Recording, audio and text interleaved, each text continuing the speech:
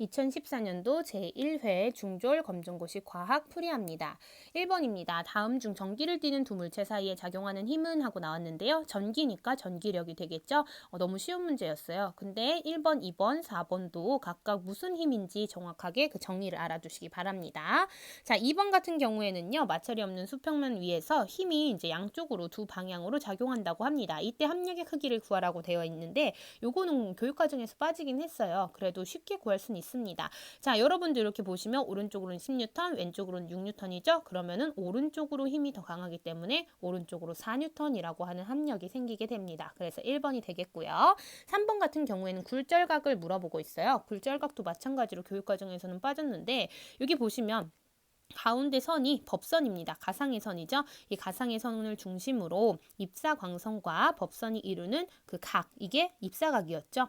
그러면 굴절각도 마찬가지입니다. 굴절각 같은 경우에는 굴절광선과 법선이 이루는 각, 이렇게 해서 D가 되겠습니다. 4번입니다. 전기회로에서 전류의 세기를 물어봤는데요. 이렇게 전류, 그리고 저항, 그리고 전압 이런 것들이 이제 나오게 되면 뭐를 보시면 되냐면 ohm의 법칙을 떠올리시면 돼요. V는 IR이라고 하는 굉장히 유명한 공식이죠.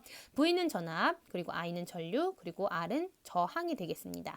이때 요 R 같은 경우에는 전체 저항을 계산을 해주셔야 돼요. 그래서 이렇게 두 개가 직렬 연결되어 있기 때문에 합성 저항을 구해주시면 두 개를 더하면 됩니다. 그럼 2옴과 4옴을 더해서 6옴이 전체 저항이 되겠죠. 그럼 전체 전압은 6V에 그 다음에 저항이 6옴이 되기 때문에 계산을 해주시면 I가 1A가 되겠습니다.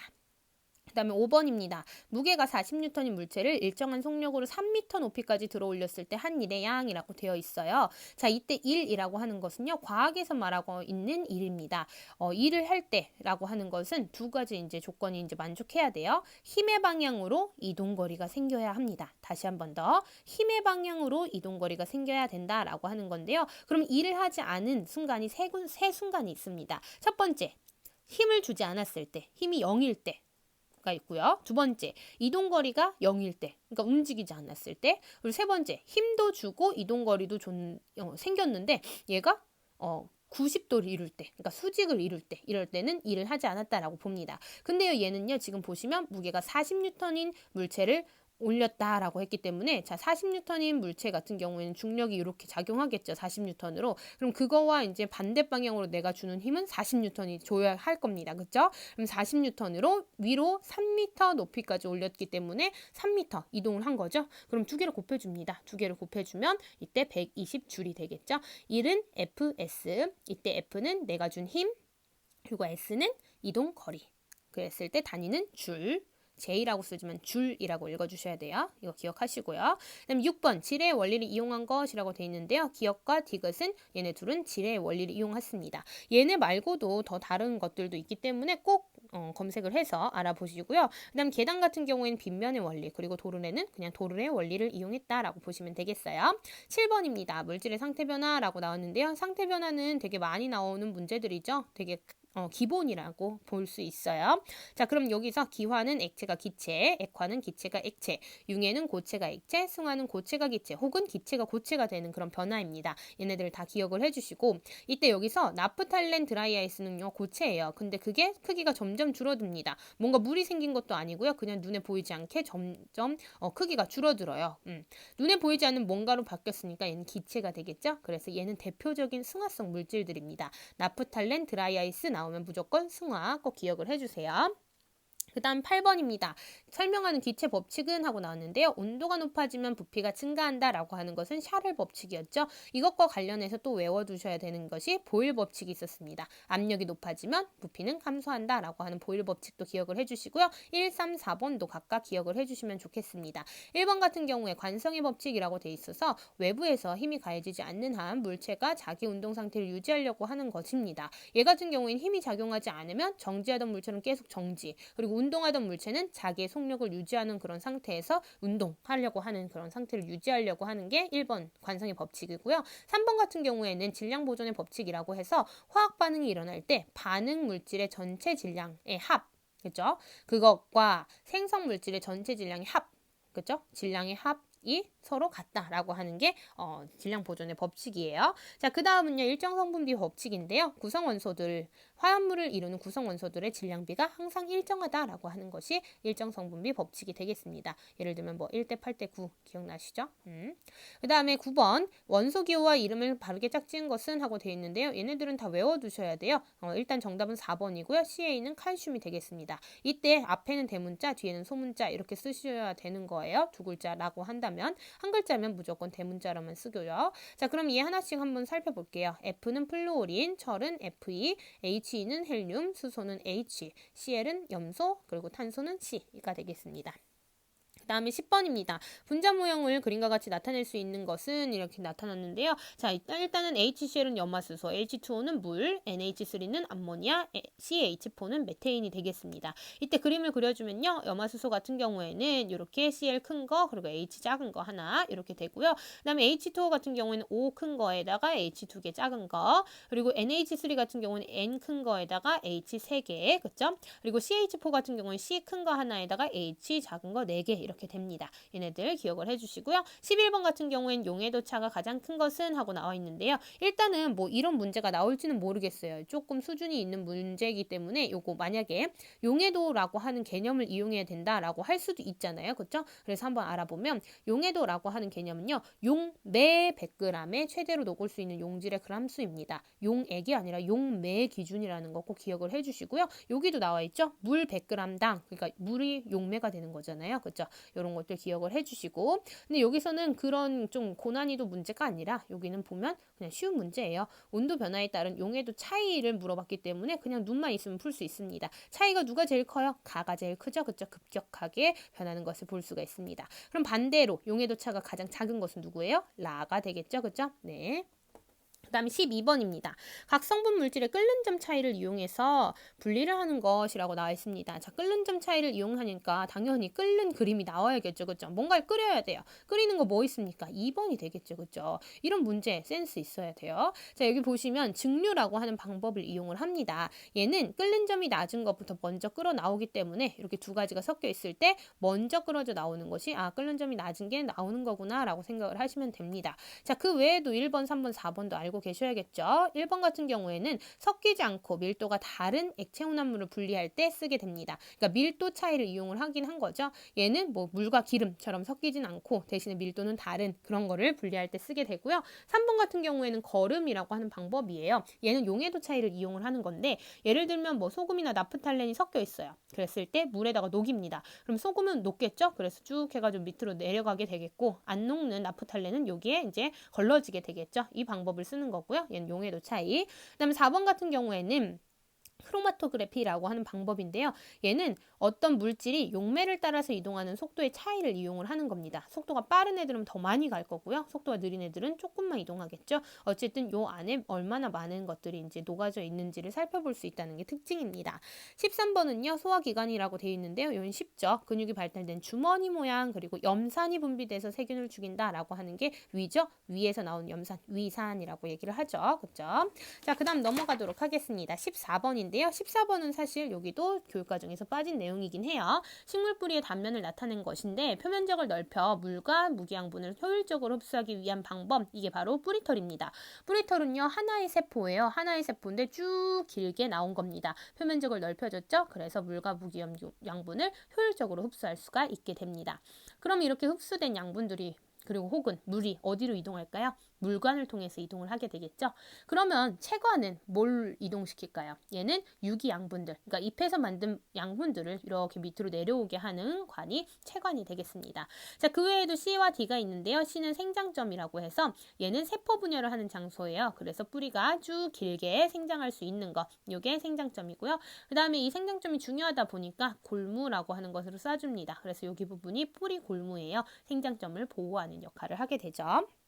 그 다음 15번입니다. 사람이 감각에 대해서 나와 있는데요. 감각 중에 가장 예민하다. 그리고 쉽게 피로해진다. 라고 하면 무조건 후각입니다. 자, 쉽게 피로해진다 꼭 외워주세요. 그래서 냄새나는 교실에 있다가도 처음에는 냄새가 난다 라고 생각했는데 계속 있다 보면 냄새가 전혀 안 나요. 왜냐면 쉽게 피로해졌기 때문이죠. 그것도 기억을 해주시고요. 그 다음 16번입니다. 다음에서 설명하는 세포 소기관은 하고 나왔는데 식물세포에서 관찰이 된대요. 자, 식물세포에서 관찰되는 거 1, 2, 3, 4 중에 누구 있어요?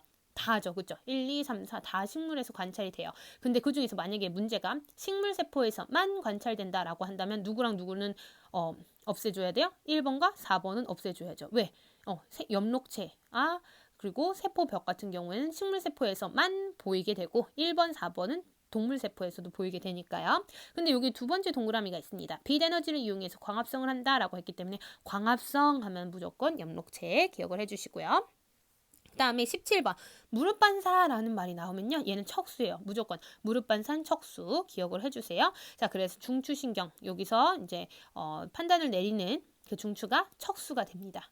요거 척수 그림이거든요. 뇌 아니죠, 그죠? 기억을 해주시고요. 그다음 18번 그림에서 온몸의 조직세포에 산소와 영양소를 공급하고 어쩌고저쩌고 나오는 혈액순환이라고 되어 있어요. 자, 온몸을 도는 혈액순환, 온몸순환 혹은 체순환이라고 얘기를 하죠. 어디서부터 시작을 합니까? 좌심실부터 시작합니다. 좌심실, 대동맥, D 대동맥, 그리고 온몸, C 대정맥, 그 다음에 우심방으로 들어오는 그 경로가 온몸 순환이 되겠고요. 4번에 해당합니다. 자, 그러면요, 폐로 도는 그거는 폐순환이 되겠죠. 얘는 1번 우심실, 그리고 A 폐동맥, 그리고 폐, 그리고 B 폐정맥, 그리고 여기 좌심방으로 들어오게 됩니다.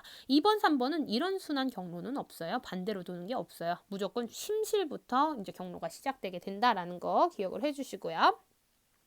그 다음에 다음에서 설명하는 것은 하고 나왔는데요. 생식세포를 만드는 세포 분열 했으니까요. 당연히 뭘까요? 생식세포 분열이 되겠죠. 여기서 이제 주의할 점은 이제 염색체 수가 반으로 줄어든다. EN이 N이 된다. 핵상이 이거 기억을 해주시고요. 체세포 분열 같은 경우에는 EN이 EN이 되는 분열이다라는 것도 기억을 해주시면 좋겠습니다. 체세포 분열의 결과는 생장과 재생이죠. 그렇죠? 그 다음에 20번입니다. 다음에서 설명하는 천체인데요. 별빛을 가려서 어둡게 보인다. 여기서 말 그대로 어디겠어요? 암흑 성운이 되겠죠. 그렇죠? 대표적인 예로는 말머리 성운이 있어요. 말의 머리처럼 생긴 성운이 있거든요. 그거 기억을 하시고요. 여기서 성운이라고 하는 것은 우리가 이제 교육과정 상에서는 세 가지 성운만 나오게 됩니다. 반사성운, 발광성운, 암흑성운 이렇게 세 가지가 나오게 되는데 반사성운 같은 경우에는 주변의 별빛을 반사해요. 자기가 스스로 빛을 내는 것이 아니라 반사를 하는 역할을 하고요. 발광성운은 얘야말로 자기가 빛을 내겠죠. 그리고 암흑성운 같은 경우에는 별빛을 가리는 그런 역할을 하게 됩니다. 이것도 알아두시면 좋을 것 같고 21번 암석에 대해서 나왔는데요. 일단 암석에 큰 세 가지 종류가 있어요. 화성암, 퇴적암, 변성암 이렇게 세 가지가 있는데 이때 화성암은 마그마, 용암이 굳어져서 만들어진 것, 그리고 퇴적암 같은 경우에는 뭔가 쌓여서 퇴적돼서 만들어진 거, 변성암은 성질이 변한 거예요. 요 앞에 있는 그런 암석들이 성질이 변하는데 왜? 높은 열과 압력에 의해서 변하는 게 되는 거죠. 자, 그때 마그마가 지표에서 굳어져서 만들어졌다라고 얘기를 하기 때문에 일단 화성암에 해당하겠죠. 그렇죠? 근데 1번, 2번, 3번은요. 다 퇴적암이에요. 사암은 모래가 쌓인 거고 여감은 자갈 같은 것들이 쌓인 거고 크기가 크죠. 알갱이가. 그리고 석회암은 석회 물질들이 쌓인 거기 때문에 얘네들은 다 퇴적암입니다. 그래서 4번 이렇게 고르셔도 되고요. 제주도에서 흔히 볼 수 있는 어두운 암석 이거 뭐예요? 돌하르방 만드는 데 쓰는 암석이죠. 구멍 뽕뽕 뚫린 거. 이게 현무암이 되겠습니다. 이렇게 풀어주셔도 괜찮아요. 자, 근데 여기서 이제 요건 쉬운 문제고요. 조금 어렵게 나온다면 여기까지 이제 생각을 할 수가 있어요. 자, 마그마가 지표에서 굳어졌다라고 합니다. 그거는 뭐가 되냐면요. 두 가지 종류가 있어요. 화성암에는 화산암과 심성암이 있는데 화산암 같은 경우에는 지표에서 만들어져요. 얘는 예시가 현무암, 안산암, 유문암이 있고요. 그 다음에 여기 안쪽에서 지구 내부 안쪽에서 만들어지는 것, 식어서 만들어지는 것이 심성암입니다. 얘는 반려암, 섬록암, 화강암이 있어요. 그래서 이것도 기억을 해두시면 좋을 것 같아요. 요거까지 나오면 조금 문제가 어려워지는 거가 되겠죠.